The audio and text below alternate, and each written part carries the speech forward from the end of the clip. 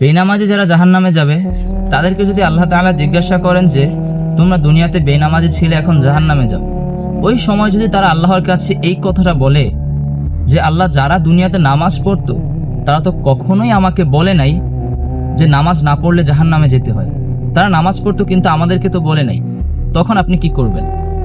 শুধু আপনি নামাজ পড়া শুরু করার পর শুধু আপনি নামাজ পড়বেন বিষয়টা এরকম নয়, আপনাকেও নামাজের দাওয়াত দিতে হবে। আপনি যখন কারো কাছে নামাজের দাওয়াত পৌঁছে দিবেন, সে যদি নামাজ নাও পড়ে, তাহলে এই দাওয়াত পৌঁছানোর কারণে আপনার আমলনামায় একটা সদকায়ে জারিয়ার আমল তৈরি হয়ে যাবে, আপনার আমলনামায় একটা সদকায়ে জারিয়ার আমল হয়ে যাবে।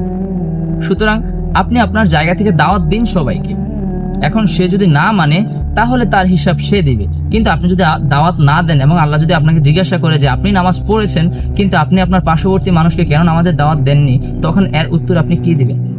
তখন আপনার কাছে উত্তর দেওয়ার মতো কিছুই থাকবে না। সুতরাং নিজেও নামাজ পড়ুন, তারপরে নামাজ প্রতিষ্ঠা করুন।